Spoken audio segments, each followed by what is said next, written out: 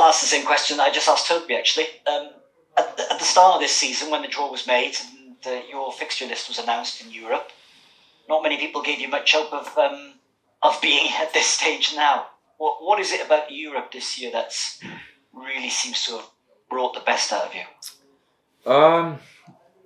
Tough, really. Obviously, we didn't start the season too well. And I guess it was probably a different competition, different way we wanted to play, and probably, everyone writing us off, and probably that's when we're at our most dangerous. And it was probably the most enjoyable rugby that we've played for a while as well. It was one thing, especially against the English and French champions, that we could just relax a bit and just concentrate on the rugby side of it. Does that, I guess any team loves to get their teeth into something, a motivation, and when everyone's writing you off, that's the sort of perfect team talk, isn't it? Yeah, of course it is.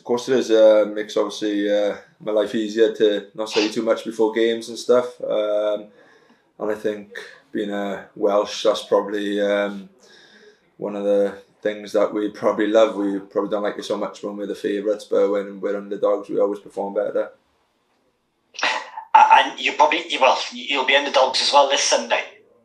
Yeah, of course. Going up to one of the best teams in the world. We've been up there in the past as well. We've had some close games against them, some good games. They got some world class players. And we're just looking forward to the challenge. Can you just tell us about the mentality when you go to these places? You went to Montpellier and won. You went to Leicester and won. Now you're going to Saracens. Just what is the sort of mentality like when you're in these really tough environments, these sort of bear pits? You just got to obviously break it down a bit and where out there we're not so much listening about how good they are and stuff, and concentrate a little bit on what we're going to do in the game. And as the games go on, we're building confidence. I think confidence is not a big thing really from the first win that we had away in Montpellier. That kind of got the ball rolling, and that's helped us along the way really, and gives you that belief then no matter where you go you can put a performance in and get a result. It seems a bit harsh really, doesn't it, winning 3 out of 4 in the pool stage and you're away in the next round? Yeah, it does a bit. It's just it's the way it's fallen, and it just shows how much of a hard competition it is to try and get through to the next round or even the round after. Absolutely. How important do you think it is for Welsh rugby to, you guys are flying the flag, the other 3 are at the same stage but in the Challenge Cup, but how important is it for Welsh rugby to be reaching the latter stages of these competitions? Of course it is. I think a few years ago it was, especially when I was coming through years and years ago now, but it was one of them that literally the aim was to win it, not even be in the knockout stages. That's how things have changed over the last 10 years, which is a bit crazy really, but so it's one of them. Obviously before going into the Six Nations as well, all the teams are kind of flying, getting good results, and that's what you want, is when your Welsh regions are doing well, it's only going to build competition and make us better as a nation. Alan Wynne appeared to be waving it looked like he was waving goodbye to the Liberty Stadium crowd. You spent your entire career alongside him. What's it been like? What's he been like as a player? Is that what you're saying? Yeah. What's it been like for you to play alongside him? Yeah. Oh yeah, I can't obviously speak more highly of the man. I've been asked this question a number of times before as well, and it's just you lose words in what you say for him really. Just like the professionalism around the place. You think the age is, he'd miss a training session, but he never does. And he just sets such high standards even now, and he's always the first one to look at himself rather than anyone else before he starts saying stuff, and obviously being the leader that he was for years and years, just says the right things at the right moments, and just a good guy as well off the pitch as well. Just he'll talk little details about just wanting to make you better and the team better. He's relentless, isn't he? Of course he is. Yeah. no other way to explain him. Is he as competitive? Has he always been as competitive, even off the pitch as well? Yeah. Basically, I've never seen him ever slow any slight non-competitiveness in any training session. So and there's been a lot of training sessions that I've been lucky enough to be in with him. So yeah, he's always been the same, which is crazy, really. Yeah. Another player, Dan Lydiot, put a tweet out this week. It was an interesting one. I'll sort of put you on the spot in terms of his future, but again, you've spent a lot of your career alongside him. Someone who just seems to be just a really, really popular guy. Yeah, he is. He's such a squad man and a team player, and he's a class rugby player as well as a bloke. Yes, I've been lucky enough to play with him for a number of years, and he's just a pleasure to be around. And you always end up having a little giggle around and learning a few farming stuff as well while you're around him. So it's good for me to learn a few things every day. Does he bore you with talk of tractors? No, I kind of don't mind listening to all that stuff. So I always learn a few bits and bobs off him. So got to learn something new every day, haven't you? So he's the first one to learn something new about. Good stuff. Listen, I mean, next season, and so we've been chatting to Toby about it. Really, just you guys have reached this stage in Europe. Hopefully, you'll go further. But you can only imagine that next season it's going to be even harder to reach this stage. And we've mentioned a few of the senior players, possibly leaving. Smaller squad size. For guys like yourself, it's the task is going to become. The responsibility on your shoulders is only going to get bigger and bigger, isn't it, next season? I guess the task is going to be a lot harder when you don't have bigger squads and competitive squads, should we say. Of course it is. It's crazy. Obviously, we looked at the players we got available for the game Saturday and what it could be like next year. It is obviously going to be a lot tougher, that's for sure, especially against the teams that we come up against. I think that's the biggest thing, is when those teams are really strong and we're weakening when we're not as strong as them squad wise and salary wise. But like I said at the start though, we'll come fighting no matter what, really, especially being Welsh. But of course you'd like to not have, so you'd have stronger squads, should we say. And there'll be an even greater reliance on your younger players. How impressed have you been with some of those guys this year? Yeah, we got some good young boys in the squad. So it's good at the minute. Even in training, it's competitive all the time. You don't realise how massive it is. It's not just obviously the starting squad, but it's the boys around us that keep pushing, because if you're not performing, those boys are going to step in. And I guess them lot will have to probably step up and put a shift in, and they'll have their chance sooner rather than later, really. Great stuff. I'll let the other lads take over now. Thanks, Justin. Thanks for your time. Thank you. Justin, probably not many questions left to ask after match tour de force. What are Saracens' strengths then? Oh well, it's the you look at the history of their rugby over the last few years. They're a very hard team to beat. They don't make many mistakes, and they won't play much in their own half.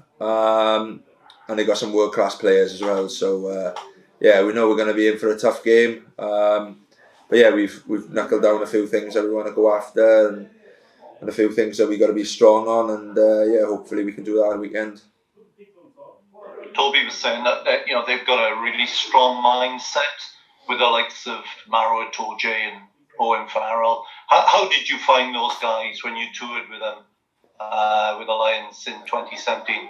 Yeah, they got, like you said, a good core all the way through their team. You're looking from your hookers to your second rows to your back row to your 9-10. This is the core of the team, and it's always the same boys they've had for a number of years that have won all those trophies for them.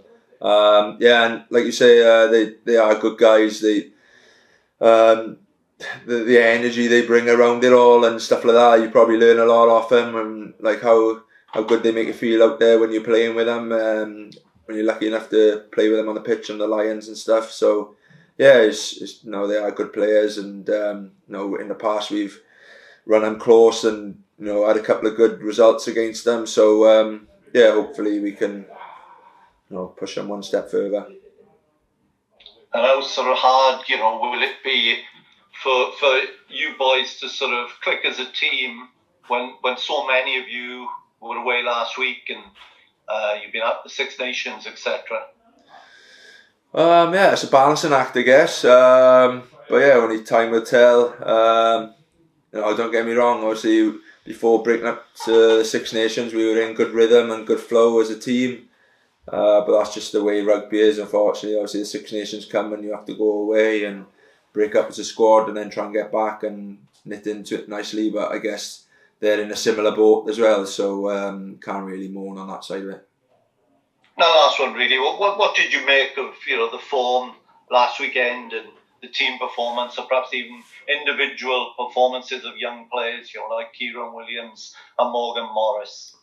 Yeah, the boys have been on fire all season, so especially them two you've mentioned, and the good thing about it, they're just getting better and better for us as well. So I can't obviously speak highly enough. There's a lot of other young boys that put in great performances throughout the season, and it only makes us better as a team and as individuals as well. That players are playing well, and you're part of that team that they're doing well in. Harry Deeks looked good as well, didn't he, when he came off the bench? A good prospect. Very good prospect. Yeah, he's got a very bright future in front of him, that's for sure. And he's one of them hard-working players that can go as far as he wants. Brilliant. Hope it goes well, mate. Thanks very much. Hi, Justin, it's you. How are you? You alright? Hi, good, thanks. Good. I had a couple of questions this will be for Saturday's paper, if that's alright with that. Yeah. You've already mentioned that getting through to the knockout stage has become like the aspiration, as opposed to going all the way and winning it. I just wondering, if you could expand on that a little bit. You as a sort of ultra-competitive sportsman, obviously, how do you kind of process that in your mind? That adjustment from thinking, right, we're in this competition, we've got a chance of winning it, to slightly downgrading it to lesser expectations. How do you deal with that? I guess when you were in the academy a number of years ago, should we say, it was probably the goal of the whole club was to go and win the Champions Cup, because obviously knockout stages was, competition was a little bit different, the way it's set up and things. We had like 20 odd internationals in the squad from all around the world, and it was just like one of the goal basically. We were winning the league now and again pretty consistently, so it's more obviously then obviously the squad size and the quality in the squad obviously is a little bit different, and different coaches along the way and all that side. We could be here all day probably talking about it all, but no, it's obviously different then, and the type of teams then that you're in the competition with. Like I spoke about, we were in the Champions with France and England, so everyone's written us off from the start really. So, but don't get me wrong, we don't go out there to lose a game of rugby. We obviously go out there to win a game of rugby along the way, and that's what we've shown this season. Yeah, well, beating Montpellier and beating Leicester at Leicester shows that you've got what would you call it, a puncher's chance? What would you say for Sunday? No, we obviously, we see Saracens are a very good team, and like I said earlier, we got a few things that we're just, obviously going to go there and do our game really, and see how it goes. Can you tell me? I'm looking back. There's been no knockout game since 2010, but with the stuff off the field, has this been the most unsettling time for you in your life as a pro player, or have there been even more unsettling times? We can all name what the ups and downs of the last few years, but is this the most unsettling for you, Justin? Been part of Welsh rugby for a long time, so no, there's been a couple, so it's hard to pinpoint which one exactly, which is a bit wild really. Obviously we had the merger chat a few years ago, and It just seems to be something after something all the time at the minute. So I'm never going to say it's the worst one, because you never know what's going to come around the corner as well at the minute. But no, it's obviously, one of those things this year has obviously been very tough as a player in Welsh rugby. But no, we're not there to moan about that or anything. Like I said, we're the type of players probably get a bit tighter and probably knuckle down and get on with it better really than most other places. Do you find as captain you have to come into training each day? I understand you're at the Vale at the moment. Do you have to come into training each day and keep spirits up? Is that part of your role, or you tell me you're there every day. To be fair, the boys are great. So it's not so much like boys are like sapping around the corner or like not wanting to turn up the training or anything. We're privileged to be in the job that we're doing as well. Don't get me wrong, we'd like it to be different in certain ways and things done different ways, but no, it's one of them. There's a good group here. There's a good group of senior players as well that have seen it and done it. So no, it's just probably one of those, just changing the mindset rather than just worrying about off the field stuff. Sometimes it's nice to take your mind away from it and concentrate what's happening on the field, which is a nice distraction for us.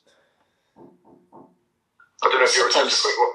I was only going to sort of forward on, sort of expand on that really. I mean, but for the amount of uncertainty with it amongst the squad, they must look sometimes to you guys, to the older guys, for a bit of perhaps guidance in this time. So with the uncertainty as well. I guess it's obviously more questions, and for us to probably find answers out as best as we can, if that makes sense, to try and relay what we're hearing and what.